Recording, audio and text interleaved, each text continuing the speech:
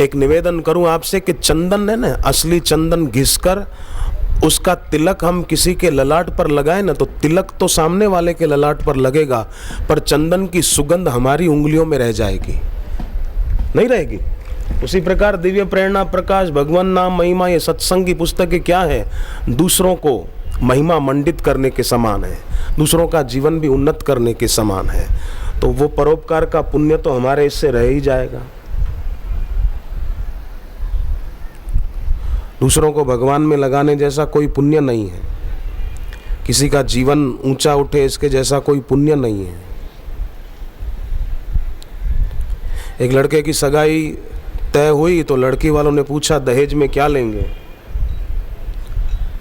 तो उसने कहा कि कुछ नहीं, केवल बापूजी से भगवान के नाम की दीक्षा ले लो, यही मुझे दहेज में चाहिए और कुछ नहीं चाहिए। आज समाज में ज़रूरत है ऐसे लोगों की, और उसकी ऐसी बुद्धि सत्संग से शुद्ध हुई थी।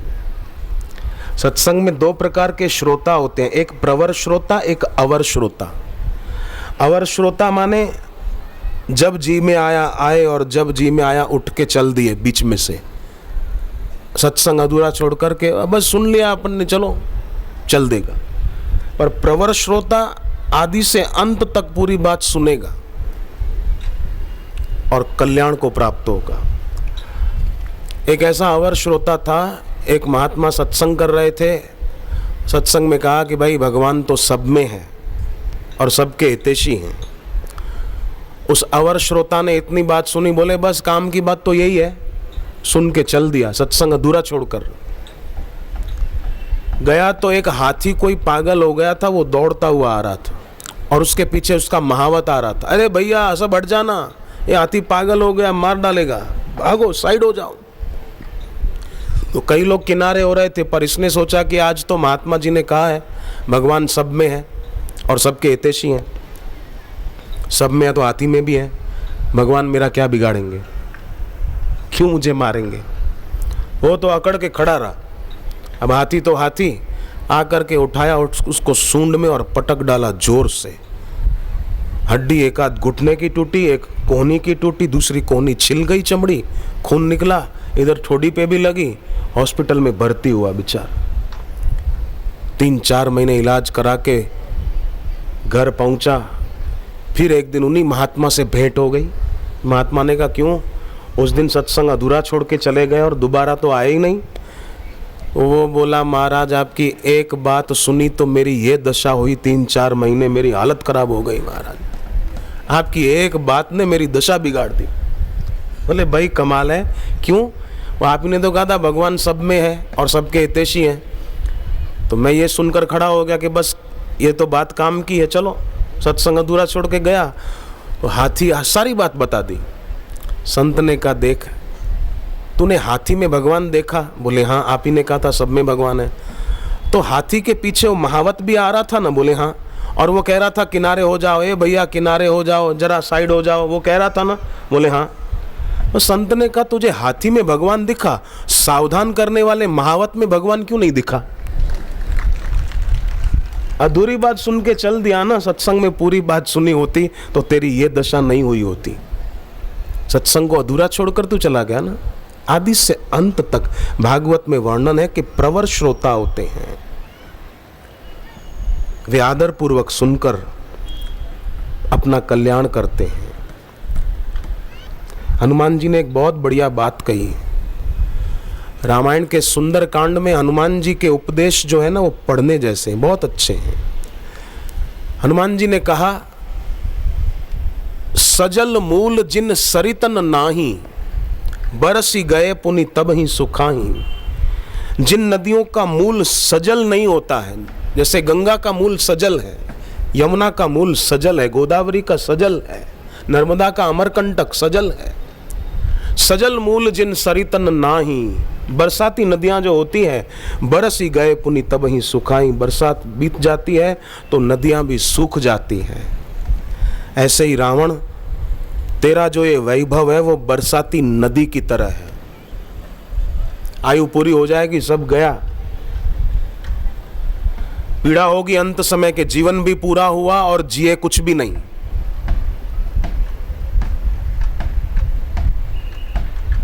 मुंबई के एक साधक ने मुझे बताया था पत्र के माध्यम से कि मेरे पर 9 लाख का कर्जा हो गया। फिर मैंने सोचा कि अब आत्महत्या कर लूं, क्योंकि पैसा मांगने वाले तंग करते थे कर्जदार। बहुत दुखी था। मुंबई रेलवे स्टेशन पर पहुंच गया, आत्महत्या कर लूं, बस अब मर जाऊं। कई लोग ऐसे होते हैं, कुछ भी दुख आया तो बस अब तो मैं मर ही जाऊं।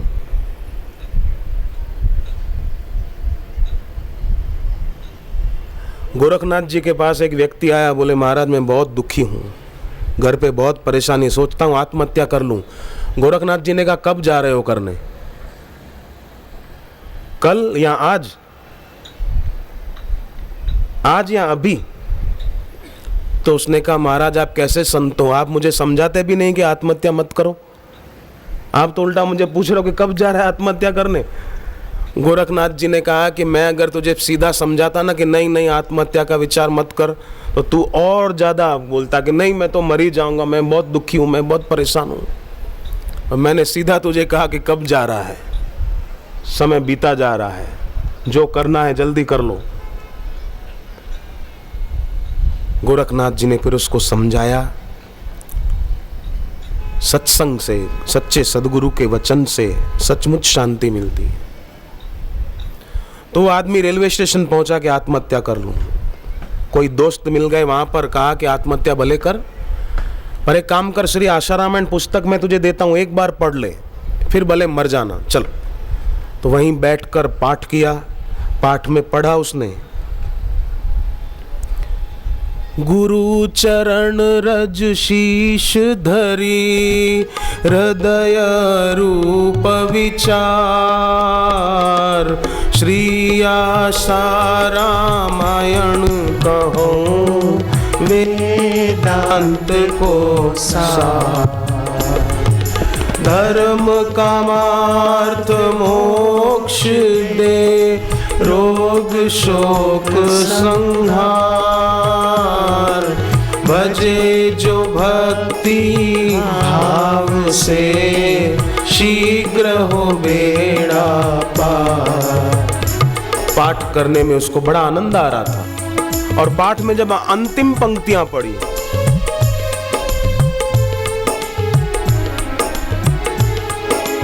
एक 108 जो पाठ करेंगे, उनके सारे काज सरेंगे। गंगा राम शील है दासा, होंगी पूर्ण सभी अभिलाषा। तो सोचा कि 108 कर लूं, घर जाके करता हूं। कहां, तो रेलवे की पटरियों पर सोने जा रहा था। एक पाठ ने उसको बचा दिया कि नहीं। वो पाठ की पुस्तक देने वाले को कितना पुण्य हुआ होगा, समझाकर एक आदमी को मरने से बचा दिया। वो घर आया और 108 पाठ शुरू कर दिए। अभी 47 भी नहीं हुए थे कि जो कर्जा जिनसे लिया था वो आए थे, डरा कि फिर मांगने आ गए। अरे बोले नहीं नहीं डर नहीं, जब व्यवस्था हो तब दे देना, घबराने की कोई ज़रूरत नहीं है। बेकार में अपना बीपी हाई मत करो, लो मत करो।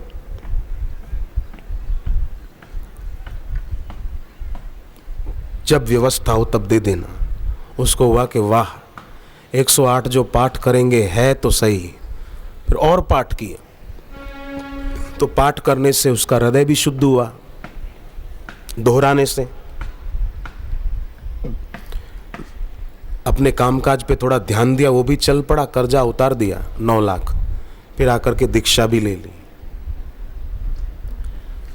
कितना उस एक भाई ने काम कर दिया उसको एक पुस्तक देकर।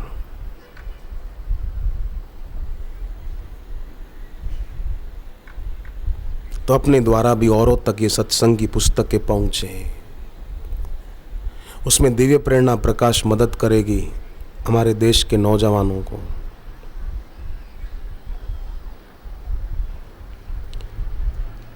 अहमदाबाद आश्रम में कई पत्र आते हैं कई जवानों के कि काश ये पुस्तक हमको कुछ समय पहले मिली होती तो हमने अपनी इतनी तबाही न की होती, हम पहले से ही सावधान हो जाते।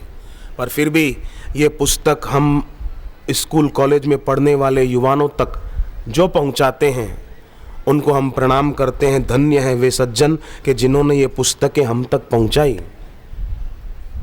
दिव्य प्रेरणा प्रकाश पुस्तक की कीमत तो 5 रुपए, परंतु उस पुस्तक में जो ज्ञान है वो अनमोल है।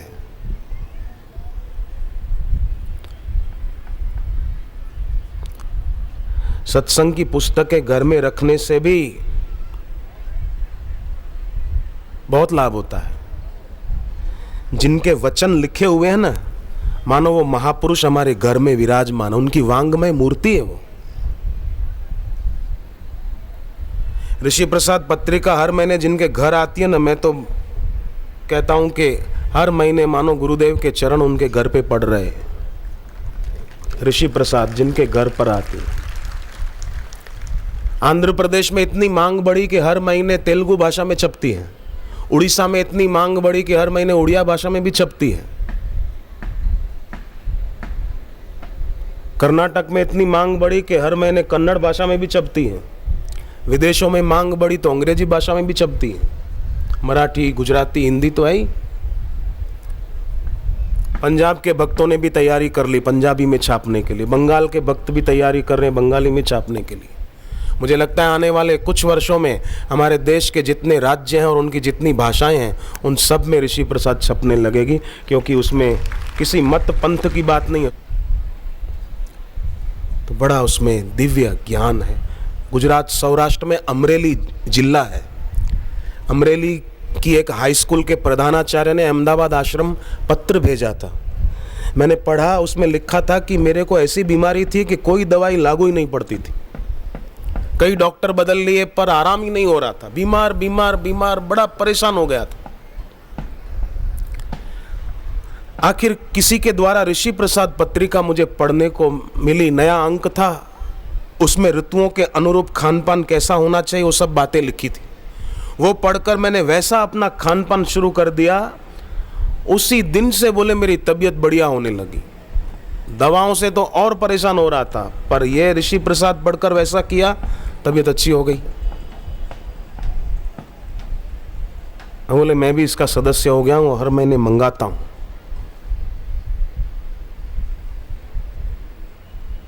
किसी अपने मित्र को, बहनें अपनी सहेली को सौगात दें ना, तो भी ऐसी सौगात दें। एक साधक ने तो मेरे को बापूजी के सत्संग की कैसेट भेंट में दी, 2। आखिर कब तक, भाग 1 भाग 2। वो बोले मैंने सोचा कि आपको क्या दूं, मुझे कुछ देने की इच्छा, तो आखिर कब तक कैसेट देके गया। बोले बहुत मुझे अच्छी कैसेट लगी, आप भी सुनना। तो मैंने सुनी, पहले भी सुनी थी, पर उसने दी बड़े प्यार से, मैंने फिर से सुनी। सत्संग जो नहीं करता वो कुसंग जरूर करता है। जो सुविचार नहीं करता वो कुविचार जरूर करता है। जो ईश्वर परायण जीवन नहीं गुजारता वो अर्थ परायण और भोग परायण जीवन गुजारता है। कराग्रे वसते ब्रेडम, कर मध्य बिस्किटम, कर मूले चाय पात्रम, प्रभाते कप दर्शनम। पर सत्संगी साधक होते हैं तो सुबह नहा धोकर गुरु मंत्र का जप करते हैं, गुरु गीता का पाठ करते हैं।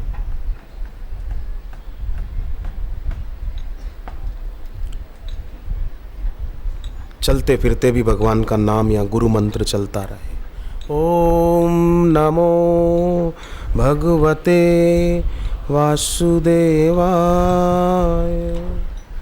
ओम नमो भगवते वासुदेवाय।